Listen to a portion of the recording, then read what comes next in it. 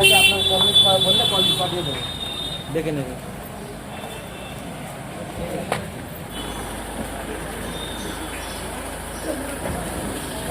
আমরা আগে চলে এসেছি। বাবল স্লোগান দাও। আজাদ জিন্দাবাদ, আজাদ জিন্দাবাদ, ব্রিটিশারি জিন্দাবাদ, আজাদ জিন্দাবাদ। আজকে অসহায় মানুষের পাশে থেকে কীভাবে উন্নয়ন করা যায়, মানুষের মুখে কীভাবে হাসি ফোটানো যায়, তার জন্য অক্লান্ত প্রয়াস চিন্তাভাবনা ছিল সবসময়। ভাই যদি কথা বলা থেকে নিচে যাও না। আমি 1998 সালে জাতীয় কংগ্রেস থেকে ওই অঞ্চলে আমি প্রধান হই।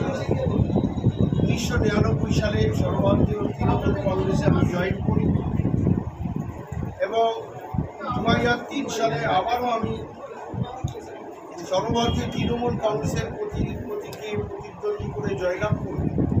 আমি ওই অঞ্চলের উপপ্রধান হই। আমার অ্যাক্টিভিটিস, আমার কাজ, আমার মন মানসিকতার উপরে নেত্রী ভরসা করে আমাকে 2006 সালে দেগঙ্গা বিধানসভায় সর্বভারতীয় তৃণমূল কংগ্রেসের প্রতীকে নির্বাচিত করার জন্য আশীর্বাদ করে। তখন সিপিএমের ভরা যৌবন, ভরা জোয়ার, অল্প সংখ্যক ভোটে 10,000-এর একটু কিছু ভোটে আমি পরাজিত হই। তারপরে আমাকে ওই ব্লকে দলের পার্টির সর্বোচ্চ দায়িত্ব আমার উপর অর্পণ করে। আমি ব্লক সভাপতি হই, ফলতে তৃণমূল কংগ্রেসের বিভিন্ন ব্লক তৃণমূল কংগ্রেসের সভাপতি। তারপরে আমাকে পঞ্চায়েত সমিতিতে নমিনেশন দেয়, আমি জয়লাভ করি এবং জয়লাভ করার পর দল আমাকে দেগঙ্গা পঞ্চায়েত সমিতির সভাপতি করে। আমি 5 বছর নিষ্ঠার সঙ্গে কাজ করেছি, সে দেগঙ্গার মানুষ জানে। দেগঙ্গার মানুষের প্রতিটা ক্ষেত্রে সুখ দুঃখে তাদের সঙ্গে ভাগিদার হয়ে কাজ করে চলেছি, নিষ্ঠার সঙ্গে, সততার সঙ্গে। আমি জানি যে রাজনীতি আমাদের জন্য নয়, মানুষের জন্য রাজনীতি। সেইভাবেই চলেছিলাম, কিন্তু আমি আশা করেছিলাম 2011 সালে আমাকে নমিনেশন দেবে, কিন্তু যে কোনো কারণে আমি হয়তো যোগ্য নয়, আমাকে দিইনি। আমাকে বলেছিল 2016-তে দিল না। আমি নির্বাচন করেছি অনুগত সৈনিক হিসাবে এবং আমার মনে হয়েছে যে আমার প্রতি বঞ্চনা হয়েছে, আমার প্রতি অন্যায় হয়েছে। সেজন্যে বর্তমান শাসক দলের যা নীতি সেটা আমাকে গভীরভাবে আহত করেছে। আমি সেখান থেকে সব পদ থেকে, আমি জেলা পরিষদের বর্তমান কর্মদক্ষ, উত্তর 24 পরগনা জেলা পরিষদের ক্ষুদ্র শিল্প বিদ্যুৎ অচিরাচরিত স্থায়ী সমিতির কর্মদক্ষ এবং কর্মদক্ষ হওয়ার পরে জেলা জুড়ে আমি কাজ করার চেষ্টা করেছি উন্নয়ন মানুষের কাছে পৌঁছে দেওয়ার। কিন্তু আমি ভারাক্রান্ত মন নিয়ে দেগঙ্গার মানুষের কাছে ক্ষমা চেয়ে আমি বলতে চাই যে এই দলে আমার জায়গা নেই, আমার প্রতি বঞ্চনা হয়েছে। সেই জন্যে সেই দলটা প্রত্যাখ্যান করে দল থেকে সরে এসে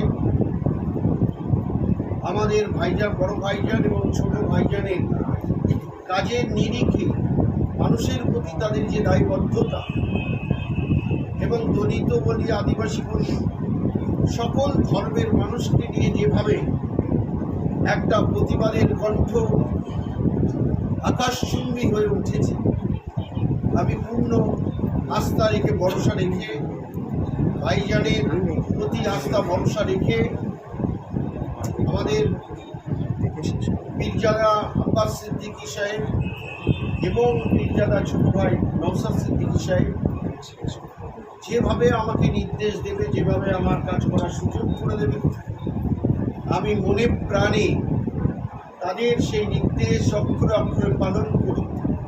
আমি আজ থেকে আইএসএফের পতাকা নিয়ে আমি মানুষের কাছে যাব। আমাদের যে আন্দোলন, আমাদের যে চিন্তাভাবনা, বাংলার মানুষের প্রতি যে দায়বদ্ধতা, একের পর এক যেভাবে মানুষকে বঞ্চিত করা উচিত, এসআইআর নিয়ে যে তাল বাহানা এবং ওয়াকফ বিল নিয়ে যেভাবে আমাদেরকে আমাদের মসজিদ আমাদের যে বিরুদ্ধ সম্পত্তি বা ওয়াকফ সম্পত্তি যেভাবে কণ্ঠগত করা হওয়ার চেষ্টা হচ্ছে, তার প্রতিবাদ যেভাবে নওশাদ সিদ্দিকী সাহেব এবং আব্বাস সিদ্দিকী সাহেব করছেন, আমি তার প্রতি পূর্ণ আস্থা রেখে দেগঙ্গার মানুষের উপরে যে বঞ্চনা হয়েছে সেই সত্য প্রতিষ্ঠাতা করার জন্য এবং দেগঙ্গার মানুষের আপামর মানুষের কাছে তাদের সঙ্গে নিয়ে সাথে নিয়ে আগামী দিনের পথচলা আমি শুরু করলাম। এবং নিশ্চিতভাবে আমরা বলতে পারি, ভাঙড়ে যেমন নওশাদ সিদ্দিকী সাহেব জয়লাভ করেছি, দ্বিতীয় ভাঙড় হবে দেগঙ্গা।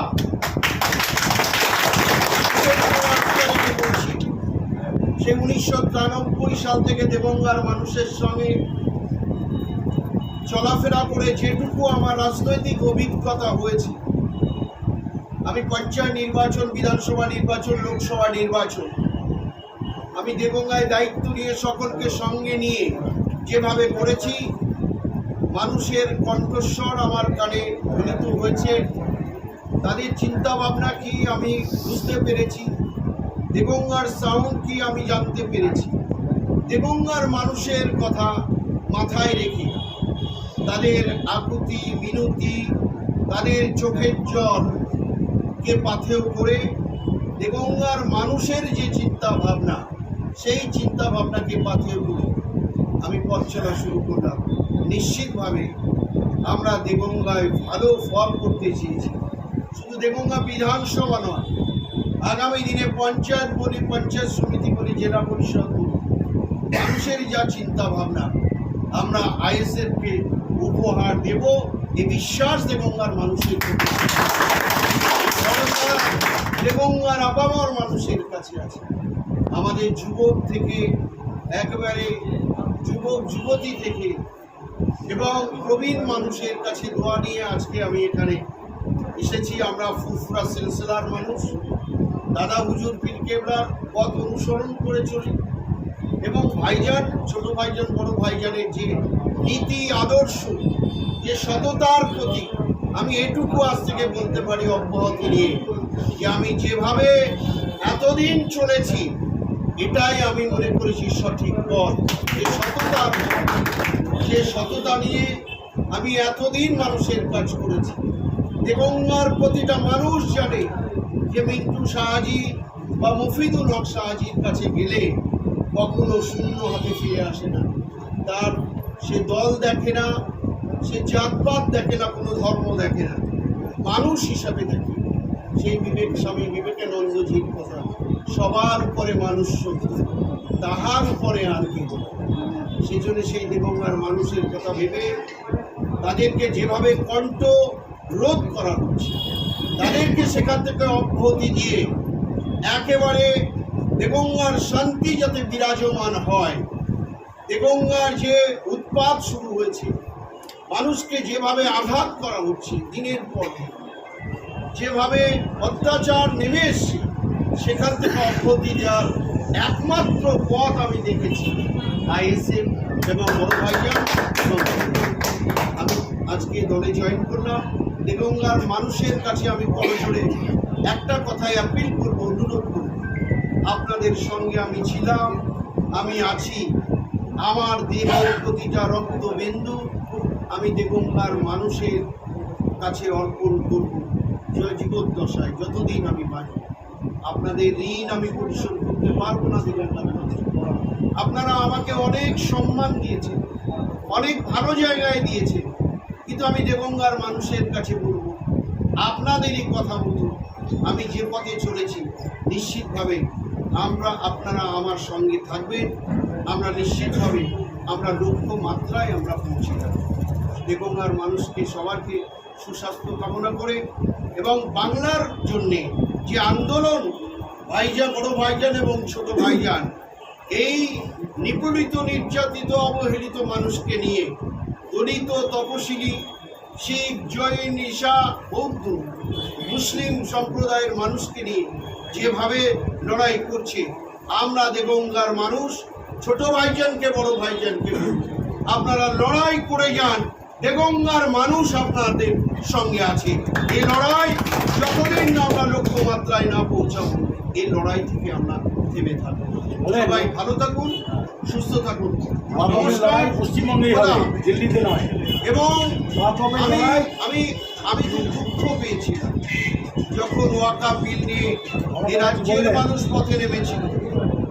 অনেক মানুষের কথা মতো তারা পথে নেমেছিল। কিন্তু যেদিন আমাদের বাংলার মুখ্যমন্ত্রী যেদিন বললেন ওয়াকাফ বিল পাস করিয়েছে দিল্লি, অর্থাৎ দিল্লি গিয়ে আন্দোলন করুন, বাংলায় যদি ওয়াকাফ বিল নিয়ে আন্দোলন করেন আমার যে খারাপ কেউ হবে না, সেদিন আমি খুব আহত হয়েছিলাম, আমি খুব দুঃখ পেয়েছিলাম।